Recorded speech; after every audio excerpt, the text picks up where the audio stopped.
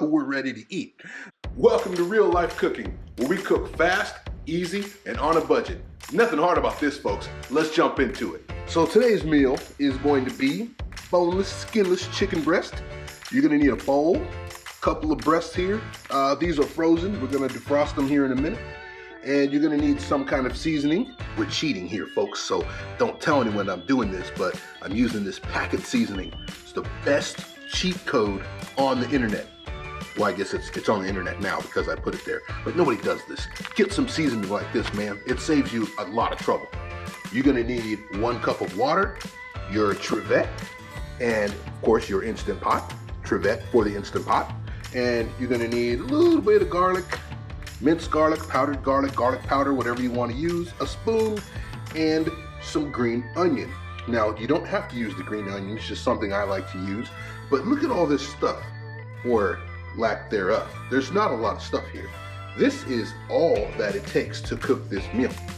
Now, of course, it's not quite a meal yet because we need to add something else, maybe a canned vegetable, a starch, or something like that, but it is a good start and it's very inexpensive. So let's just get to prepping the food and getting it in the Instant Pot, and then we'll talk some more. Now, I always like to do a lot of this by the sink, and all I need to do is get these breasts unstuck. You see they're stuck together. They came in a bag from big box store, and of course they are frozen. So you can get frozen chicken breasts that are almost separated, but in this case they are stuck together, so we're gonna have to get them apart, and we're just gonna run some hot water and let it warm up, and then we're gonna break these things apart with some hot water. It's not gonna hurt anything. They're gonna be in the Instant Pot anyway, basically getting steamed. So there we go. They're apart. Now that we have the breasts apart, we just wanna pat them dry, right? We just wanna pat them dry. That way they are not as wet, and we want the seasoning to stick to them and not kind of just roll off. Now, this is a marinade, so you're supposed to actually make it a little liquid and then put it in a bowl or something of that nature, but we want to use this as more of a dry seasoning. So we're going to put a little oil, see it says 1/4 cup of oil. We're going to put a little oil on the breasts just to help this seasoning stick to it, but we are not going to marinate in this seasoning here. So today we're going to use avocado oil. Avocado oil is a great solution for oiling things like breasts and other foods. I know a lot of people that are into the whole keto thing, they use avocado oil for their foods. I like to use it just because it's cheap, to tell you the truth, but it is a wonderful oil to use. Just put a little on there and it doesn't mess with your diet too much. So a lot of people don't want to use oils because of diet concerns, but this oil is pretty good. It's avocado oil here. All right, so that's done. And of course the hand washing thing is like constant, right? So food safety is like a #1 concern. So we have to make sure that we wash our hands all the time. All right, so now we're gonna apply our packet seasoning here. And we're just gonna sprinkle liberally, but really for 2 breasts, we could use half of this. There is so much of this in here that we really don't need to use it all. So we just need to kind of sprinkle it on liberally, but we don't need all of it, so. And it looks kind of dry on here. Of course, it's going to be dry until we get it in the Instant Pot, and that's where the moisture will come from on the seasoning, and it will be great. Cheat code, I'm telling you. Kids call it a mod now, I guess with the video games. It's a mod, not a cheat code, but it's the same thing. It's the way to go. It saves so much time. Okay, on to the Instant Pot we go. We're gonna go ahead and take the lid off here and make sure your Instant Pot's nice and clean. There's nothing in the bottom of it there that was left over from last time you cooked something. Put your trivet in. And you want to make sure your handles are up. That way you can grab your food out. I prefer the trivet with the rubber handles. They're easy to grab. You don't have to worry about things slipping out of your hands. You also don't have to worry about the handles being hot. So that's my primary concern. So it's very nice. This is an 8-quart Instant Pot. This is the Instant Pot Duo. I know some people have 6-quart Instant Pots as well. It doesn't matter which one you have for this purpose. All right, so we're gonna go ahead and put the chicken in on top of the trivet. All right, so we're just gonna go ahead and lay it straight on there. See it, put it right on the trivet there. Now it doesn't have to be all the way on it. It can be to the side, however you want it. And rub that in here. And massage that in. Massage it, make it feel good. There we go.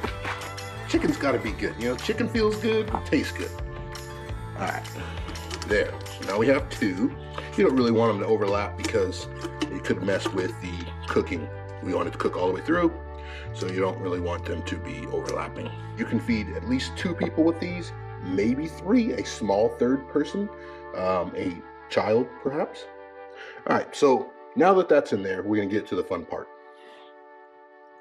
I'm not gonna wash my hands right now. I'm gonna take this water, and we need 1 cup of water. You just kind of pour it inside down there. I could have done that beforehand, but I didn't. I'm with the bowl. Go ahead and put the bowl away and get this glove off. Now we're gonna go to the minced garlic. I prefer minced garlic over like powdered garlic or anything like that. It just, wow, it's super powerful. So you don't have to use too much, but that garlic is so much better, so much better. It's almost fresh. It's just much better than using the garlic from the powder. Now we're going to go ahead and take this green onion, and we are going to chop the green onion, kind of sprinkle it around in here, and we're going to fire this bad boy up and let it cook. All right, now make sure you wash your green onion before you chop it. Make sure it's nice and clean. You don't know what goes on at these farms out here, so just going to chop it up, get that in there. We don't need all of it. I'm just going to chop a bunch. Now everything is ready to go. We're just going to go ahead and put the lid on.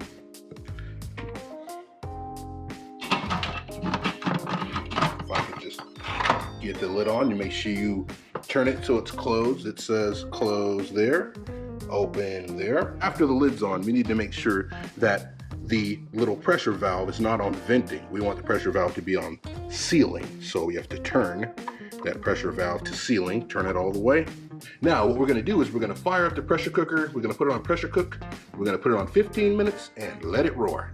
15 minutes for a frozen chicken breast, 10 minutes for a thawed chicken breast. It fires itself up, and now we wait. Now, if you notice, this pressure indicator is down. After the Instant Pot is under pressure, it's actually gonna come up, and then you'll know that the Instant Pot is under full pressure, but you'll see that in a minute. Chicken is not something you wanna play with, so you wanna make sure you clean up really good. And this extra seasoning here, what you do is you just kind of fold it up in half and then put it in a Ziploc bag and save it for later, because we only used about half of this, and this will be great if you want to put it on a steak or if you want to use it for marinade or anything like that. So there's no reason to throw this away. So that also saves us money and keeps us on budget. So just put that away, and you know, if you want to wash dishes and all that stuff at the same time, it's the perfect time to do that. Take out the trash, that's what I'm about to do, and then we'll be ready to go when this is ready to go. All right, so now we have the Instant Pot counting up. L is actually for warm. I don't know why they put an L instead of something else, but it is the warm cycle, and basically it's going to count up to 10 minutes.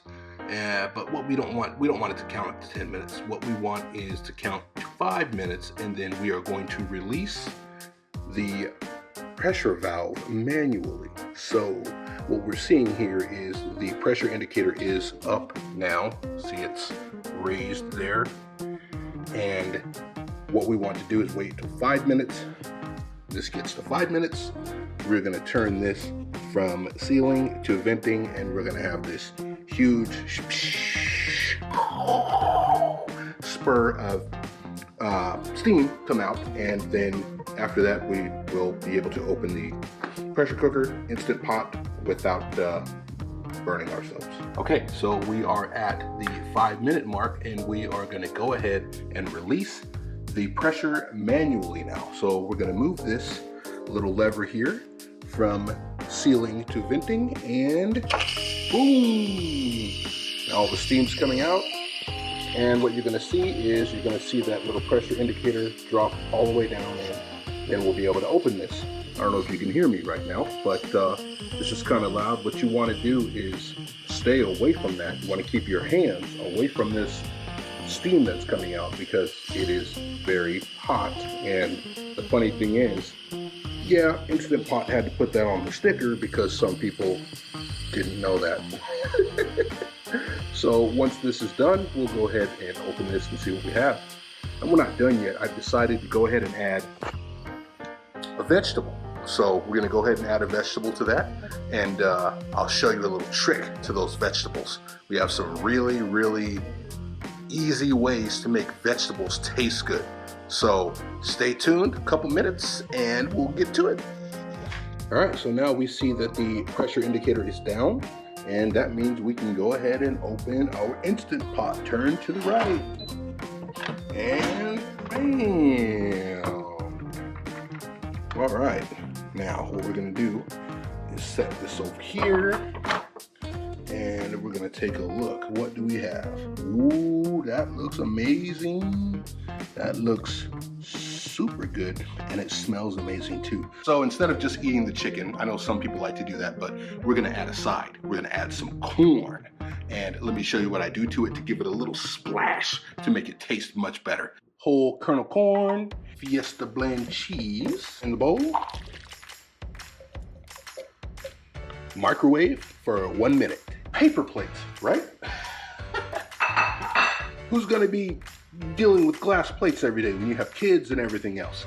So we're just gonna do this because it's what we do in everyday cooking. There was a woman on Reddit talking about how to properly cook a meal because she didn't have a proper kitchen. She had I believe it was a toaster oven and a microwave, and she was talking about cooking. So everyone lives a little different. So, you know, paper plates are really helpful for things like that. And we're gonna get in here to this chicken and see if we can successfully grab one of these without tearing it apart. All right, so this is what's for dinner. Now, this is an everyday meal. This is your good old boneless, skinless chicken breast with mesquite seasoning and corn. And it was really easy. It was really easy prep, really easy to cook.